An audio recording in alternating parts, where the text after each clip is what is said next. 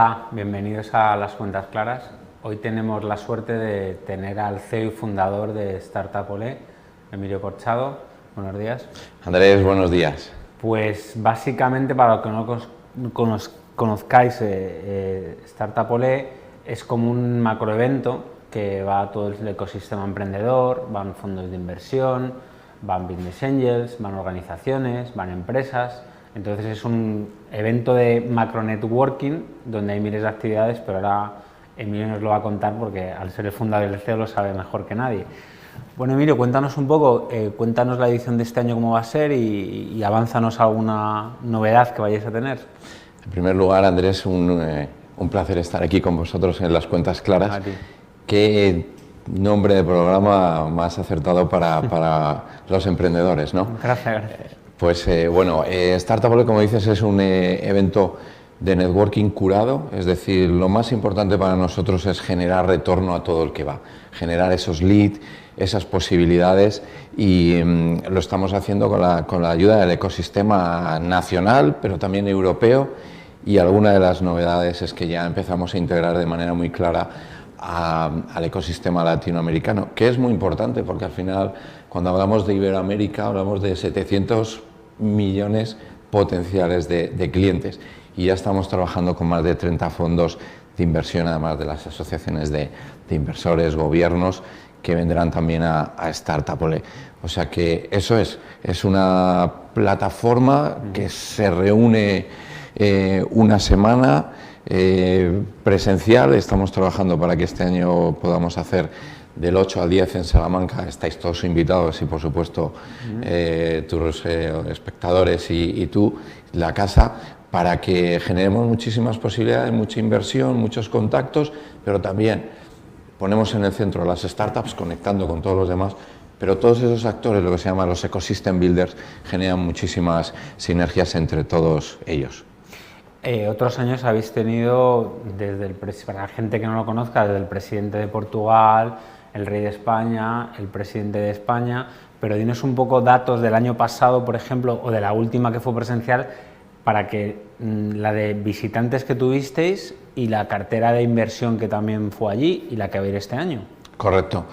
Hace 2 años, el último evento presencial, tuvimos más de 20.000 personas. Lo inauguró el presidente del gobierno y bueno, ahí tuvimos ya las cifras de potencial, o sea, los inversores, corporaciones, instituciones que participaban, la potencia de inversión fue de 100.000 millones de euros.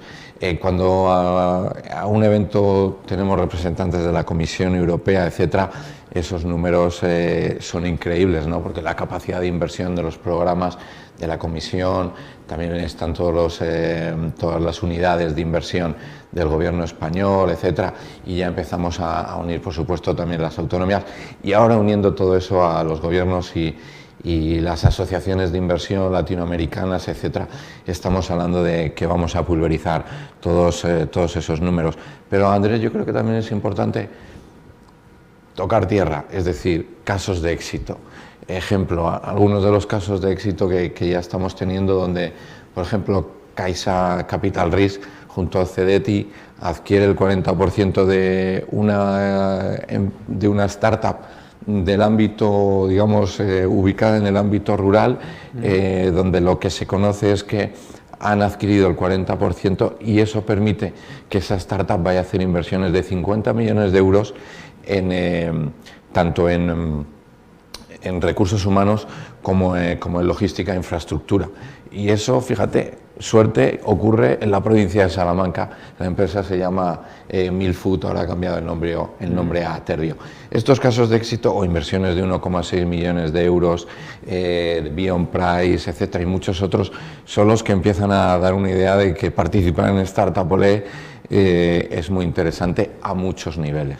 Y aunque todavía queden meses, ¿cuántas empresas ya os han dicho que participan? ¿Cuántas organizaciones? ¿Cuántos fondos? Un poco... Bueno, si miráis ahora nuestra página web, estamos a 3 meses y pico de todo esto. ya veréis más de 150 ponentes. Queremos llegar a 400 y estamos en conversaciones para hacerlo y esperamos conseguir un registro de más de 300 startups, que será sencillo. Si miramos con perspectiva, este año hemos estado trabajando en Latinoamérica, somos el mayor evento europeo, por supuesto español, operando en Latinoamérica para startups, y ahí tuvimos ya una cartera de 300 startups participando en nuestros eventos. Por tanto, 300 startups en Startupolé las conseguiremos y estamos trabajando para todo ello, aunque quedan 3 meses muy intensos.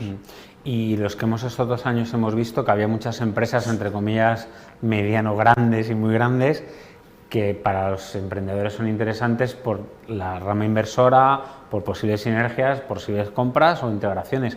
De esas, por dar un número así aproximado, ¿cuántos han confirmado ya que van? Bueno, tendremos entre inversores, corporaciones, pasaremos de los 80 seguro. Qué bien. Seguro. Bueno, y quería que nos comentaras un poco qué te parece el proyecto este que presentó el gobierno de lo de España Nación Emprendedora. A ti como experto en el ecosistema y uno de los importantes actores y agentes en él. Bueno, fíjate, tuve la suerte hace 2 días estar en Valladolid en la presentación del Alto Comisionado. Las medidas son, creo que muy interesantes y tocan esas medidas, es decir, desde el apoyo al emprendimiento en el ámbito rural para retener talento y fijarlo al territorio, escalabilidad, el programa de escalabilidad, el programa de apoyo a la mujer emprendedora, inversora. Todo esto es súper necesario y en un momento que es necesario aportar por ello. La segunda parte es la más interesante, es la ejecución de todo eso, cómo se va a ejecutar. Todos los emprendedores sabemos que inversores, etcétera, la parte bonita y la dura y la complicada es la ejecución. ¿Con quién se va a contar para ejecutar todo eso? Si va a ser con los de siempre o si se va a intentar involucrar nuevas visiones, nuevos actores que están generando otras estrategias, otra visión, involucrar a todo eso. Claro. Yo creo que eso es la parte bonita que nos falta por ver, y si vamos a ser, por ejemplo, la España rural, si se va a apoyar todo eso, porque a veces hacer eso desde la Castellana o desde la Diagonal de Barcelona, pues teóricamente es muy bonito, pero hay que hacerlo en el terreno. Es que a veces eso, hay mucha teoría y a veces poca práctica de, como bien dices, de llevar al terreno. Es como la famosa ley startup que estamos esperando, que en febrero se anunció que era cuestión de semanas, pero al final no acaba llegando. ¿Qué crees que tiene que tener esa ley? Y esperemos que se avance de una vez en su configuración. Bueno, pues Andrés, mi punto de vista, las leyes tienen que ir muy orientadas a favorecer y a potenciar la creación de startups, a que se tenga en cuenta cómo se crea una startup. Una startup no es un autónomo, etcétera, no debería ser, debería tener muchas facilidades para que muchos aquellos que quieren lanzarse en ese campo, y eso toca ahora, porque no podemos ser el día de mañana todos funcionarios ni trabajar en grandes corporaciones. Estamos viviendo un terremoto, hay una crisis brutal. Las startups es una salida muy importante para muchos de nuestros jóvenes. Tenemos que hacérselo muy sencillo, desde el punto de vista un poco, digamos, del punto de vista de la economía, del papeleo, de avanzar al siguiente paso, y luego que ya lo empiezan a decir incluso los políticos, que esa ley no genere ninguna barrera, que ayude a quitar todas las barreras. Si una ley genera barreras, tenemos un problema, tenemos que hacer que la burocracia sea mínima, y para eso hay que esforzarse, y para eso quizá el Estado tenga que poner unas medidas pues que son de apostar, es decir, no le puedes cobrar a una startup al principio muchísimo, tiene que ser todo muy liviano.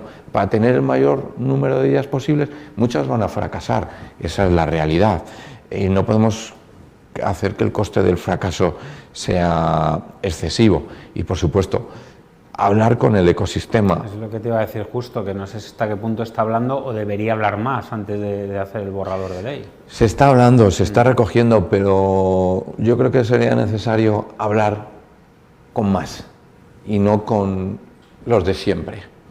Que de esos ya sabemos el punto de vista, pero hay que hablar con nuevos actores que pueden aportar otra visión muy internacional y, como siempre digo, tenemos que tener en cuenta que la startup tiene que estar en el centro y liberar todas esas barreras, esas dificultades que las startups tienen para crearse ese papeleo, que en un clic puedas montar tu startup. Además, tecnológicamente, tú das clase en la Universidad de Salamanca. Así es. ¿Qué eras? Bueno, soy profesor de informática en el Departamento de Informática y Automática. Mi campo de investigación es la inteligencia artificial, aprendizaje no supervisado, etcétera. Y al final, bueno, eso es hacia donde deberíamos tender. Sí, por eso te pregunto, porque como estamos, me he hecho como que no lo sabía, pero me refiero que es que en un momento que todo el mundo está hablando de modernización, de hacer tecnológico empresas que no lo son, las startups que están con los sandbox, ahora llegan 150.000 millones de Europa de los fondos europeos. Es que precisamente hay un margen abierto de captar dinero, que hace falta presentación perfecta de los proyectos tecnológicos para que puedan cogerlo, y como nos demos prisa, al final nos quedamos fuera. Por eso es importante lo que estás diciendo. ¿Está claro? Correcto. Igual que nos interesa que nos cuentes con el ecosistema y cómo estáis intentando potenciar el emprendimiento rural, el proyecto vuestro. Correcto. Si nos lo explicas. Así es, bueno, un placer. Fíjate, Reina es una iniciativa muy bonita que está aglutinando a muchísimos actores también que, madre mía, están haciendo esfuerzos increíbles en determinadas zonas del ámbito rural, que es muy difícil llegar allí. Estos chicos, estas chicas están generando posibilidades. Pues fíjate, te voy a decir cómo surgió Reina. Reina surgió de la mano de la comisaria europea de innovación, María Gabriel. Ella participó en nuestro evento de 2020, la inauguración. Tuvimos esa suerte. Este año, en 21, repite.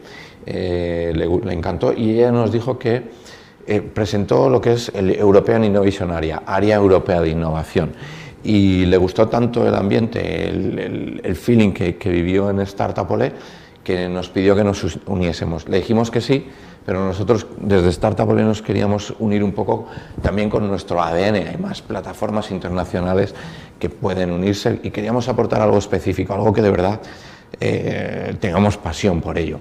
Y mirando un poco dónde estábamos, y un mes después del evento, tomar aire, pasear, salir al campo, pues nos dimos cuenta que queríamos apostar.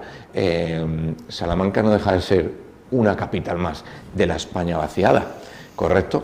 Y quisimos y le propusimos a la comisaria añadir la R de rural a su plataforma, y por eso viene Reina, Rural European Innovation Area. El evento Reina, o la plataforma Reina, rural en el ámbito europeo. Y al final ahí, Andrés, lo que hacemos es lo que sabemos hacer. No podemos inventarnos nada. ¿Y qué hace muy bien Startup Olé? Contactar, connecting the dots, conectar a las partes. ¿Y ahora a quién queremos conectar? A todos aquellos emprendedores del ámbito de la innovación rural. ¿Eso qué significa? Pues los sectores típicos, clásicos, es decir, agroalimentación, todo el tema de la ganadería, etcétera, etcétera. Pero también dijimos, todo aquello que genere, bueno, y otros servicios que tocan el ámbito rural, es decir, la energía, sostenibilidad, minería, todo eso es importante, hay que digitalizarlo, hay que generar posibilidades, pero luego también no podemos perder el foco en el ciudadano. Al final el ciudadano es el que se quiere quedar o no en el ámbito rural, y pensamos que es tan importante como lo otro generar y apoyar a todas las startups que generan servicios para mejorar la calidad de vida del ámbito de las personas en el entorno rural. ¿De qué estamos hablando? Educación, salud, EdTech, eHealth, todos estos sectores. También aportar cultura, conocimiento, posibilidades a los ciudadanos. Y hay quien juega un papel importante, fijaros, desde la Guardia Civil, que hace que el ámbito rural sea seguro, porque para tener un negocio, si te lo están robando cada 2 por 3, tienes un problema, o que si un día no se puede poner un hospital cada 10 kilómetros, pero ya hay empresas que si tienes un problema, le das a un botoncito, aparece un dron y a 10 metros de ti aparece un desfibrilador que alguien te lo puede aplicar. Bueno, estamos hablando de que todas esas startups, drones, educación, salud, la Cruz Roja, la ONCE, la Guardia Civil, todos estos están apoyando todas estas iniciativas para tener una visión un poco holística, global, 360 grados de lo que ocurre en el ámbito rural. Pues enhorabuena tanto por Reina como por Startup Olé, porque hace falta eventos como este que pongan en conexión lo privado, lo público, las startups, las consolidadas, las organizaciones. Así que nada, enhorabuena, es un placer tenerte aquí y nos vemos todos en Startup Olé. Así es, y como siempre, Andrés, si te parece, nos despedimos, nos vemos en Startup Olé.